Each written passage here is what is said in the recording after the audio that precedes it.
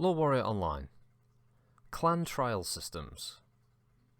As a brief intro to this mini-series, all in one single holovid here, I have researched and used my time outside the simulator to be able to give you some information about the background of clan societies, specifically the trial systems in which the clans engage, as a means of controlling their society and preventing all-out war within their clans.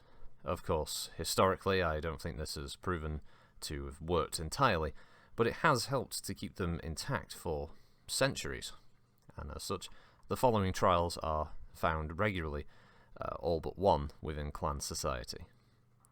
Trial of Grievance, also known as Honor Duel. When disputes arise between individual warriors that neither they nor their immediate supervisors can resolve, both warriors must petition to have their differences heard by the clan council, or the Grand Council if the opponents are blood-named or hold important rank. Until the council rules, the disputants are bound by clan law to avoid any unnecessary contact. This may be carried to the point of one transferring to another unit.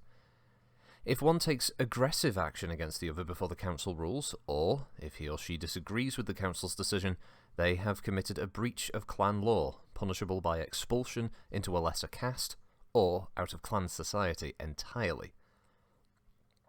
The parties may also call for a trial of grievance. The rules governing the trial are many and strict. If the combatants are mech warriors or fighter pilots of different weight class vehicles, the council must make the contest more even. Often, a vehicle type that is midway in size is chosen, and the disputants have several weeks to become accustomed to their new vehicles. If the disputants are from different branches of the warrior caste, then some kind of a middle ground, such as fencing with Medusa whips, is chosen. The trial itself is judged by members of the council, who ensure that the trial and combat etiquette is strictly heeded. A circle of equals is defined, anything from 10 meters in diameter for a hand-to-hand trial to more than 100 kilometers wide for an air duel. No one but the combatants may enter the circle of equals unless invited, and leaving the circle before the contest is ended is a shameful defeat. All trials are defined as to the death, but they usually end before either combatant is killed.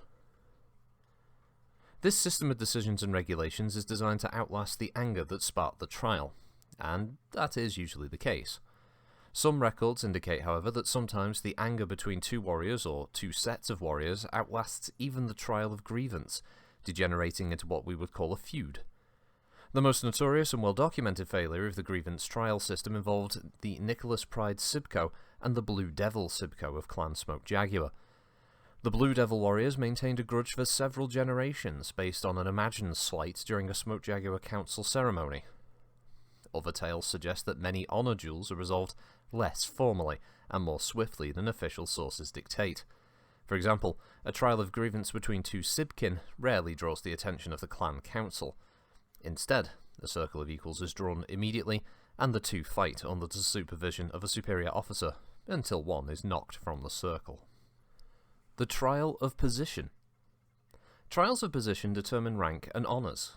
The trial of position determines whether a cadet becomes a warrior as well as whether a warrior deserves a promotion to the next level of training. The trial is a combat situation, in which the candidate usually faces selected superiors one at a time with live weapons. The candidate's success determines how far he advances in rank and responsibility. The use of live weapons for what is essentially an examination seems barbaric and wasteful of human life to those outside the clans. An accident can easily cut short a promising career or life.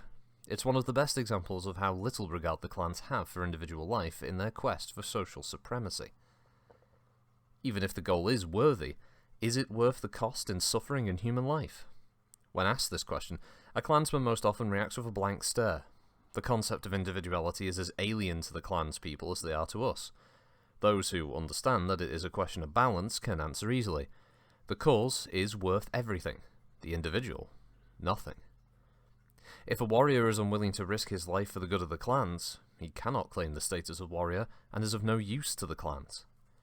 His fellow clansmen would prefer to discover this in a test than in a heat of battle. Therefore, they see no point in using powered-down weapons when a warrior is training to face real weapons. Throughout a cadet's training and a warrior's career, he continually undergoes trials of position. From the Sibco on, a warrior must face many trials. The early trials would be familiar to us in the Innisphere as simple exams. The trials grow progressively harder, however, and the cadet's attitude and mental endurance is tested, as well as their knowledge of facts. The trial of position is also a cadet's final trial.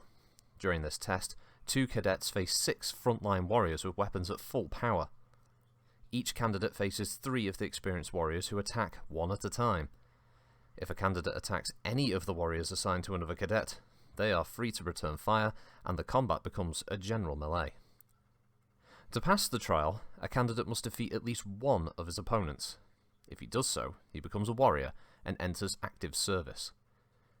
Defeat of 2 opponents earns the rank of Star Commander. Defeat of 3, a rare accomplishment, ranks the candidate as Star Captain. Defeat of 4 requires cooperation between the 2 candidates, in that one surrenders a potential kill to the other. On only one occasion has a candidate defeated 4 opponents in a trial of position.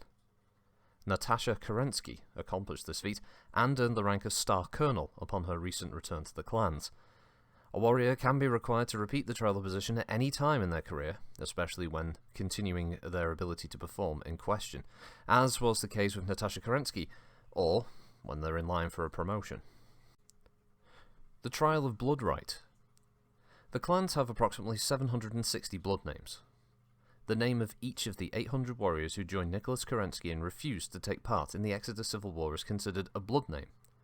Less than 40 of these names were removed when the not-named clan was annihilated. Clan tradition dictates that only 25 living clan warriors may hold the same blood name, and each must have a direct matrilineal link to the original progenitor. Each clan originally claimed rights only to the blood names of the 40 warriors Nicholas Kerensky assigned to that clan.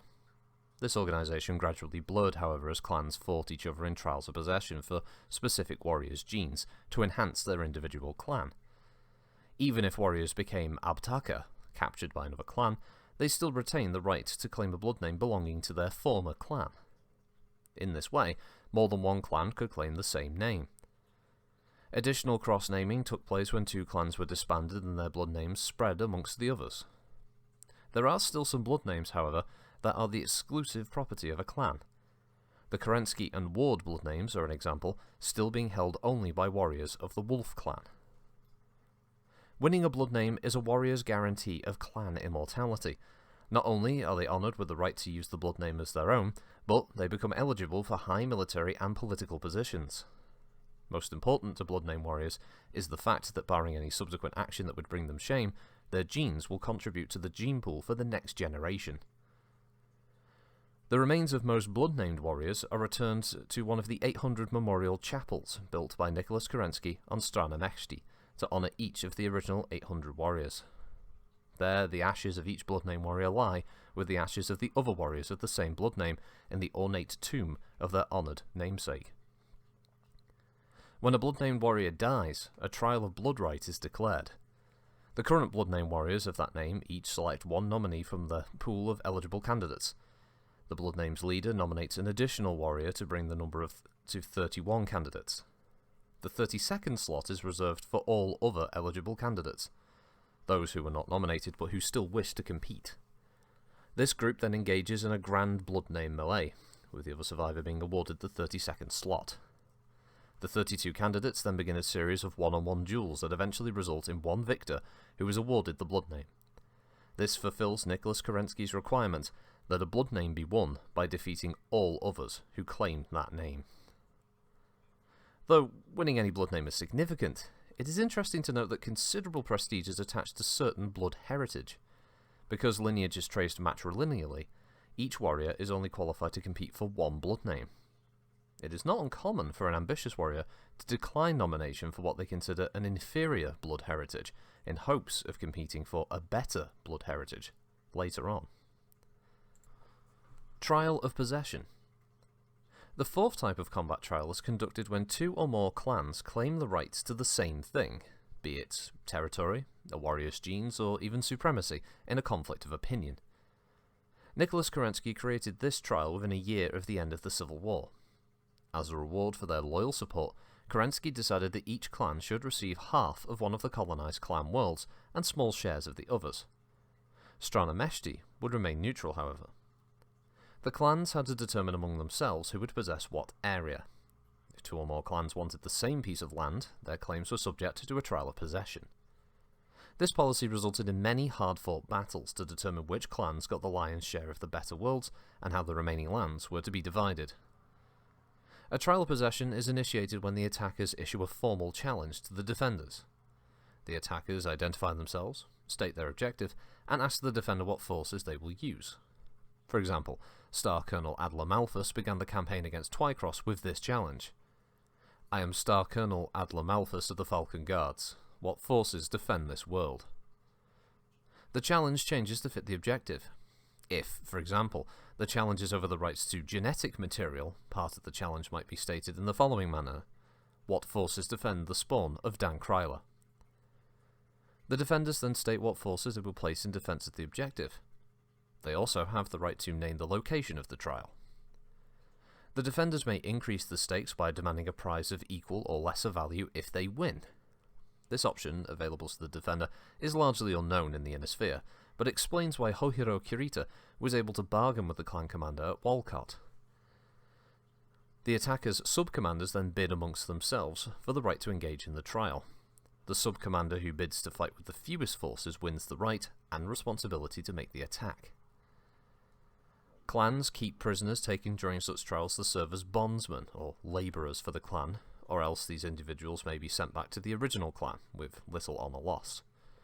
Bondsmen must serve the clan until the clan council decides to reinstate their rights as a warrior.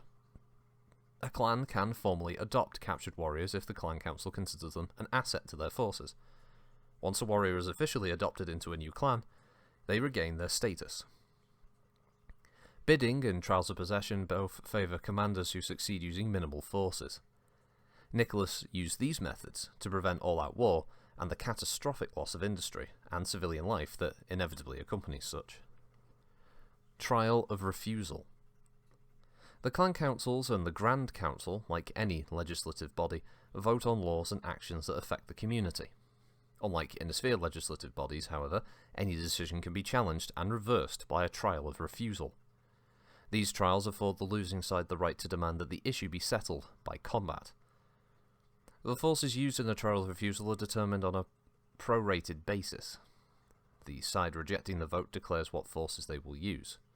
The winning side can field a force equal to the ratio of winning votes to losing votes. If, for example, the contested vote carried by a 3-to-1 margin, those on the winning side of the issue can field a force 3 times the size of the force of those challenging the decision. The traditional bidding by sub-commanders usually results in a smaller attacking force, however. If this trial process is taken to its logical conclusion, it is possible that a sub-commander might vote for a decision he actually opposed, and then bid so low that the decision could be overturned. My suggestion that a warrior might consider this course of action was met with shock and frozen silence. One lawmaster refused any further interview, and another prohibited me from any contact with the warriors of his clan. Such a breach of honour is clearly unthinkable. An interesting variation of the trial of refusal is the absorption right. The Grand Council can vote to allow one clan to absorb another, but only by a unanimous vote, except in the clan being absorbed. The council then determines which clan will benefit from the absorption. Naturally, the clan to be absorbed would demand a trial of refusal. The clan chosen to absorb the weaker clan may also be challenged by others in a trial of refusal even before battling the clan to be absorbed. The resulting trials can last for years. Wolf won the right to absorb Widowmaker in 2825, for example, but had to defeat 3 other clans for this very right. The final trial is the trial of annihilation. A trial of annihilation is the most extreme punishment the clans can declare.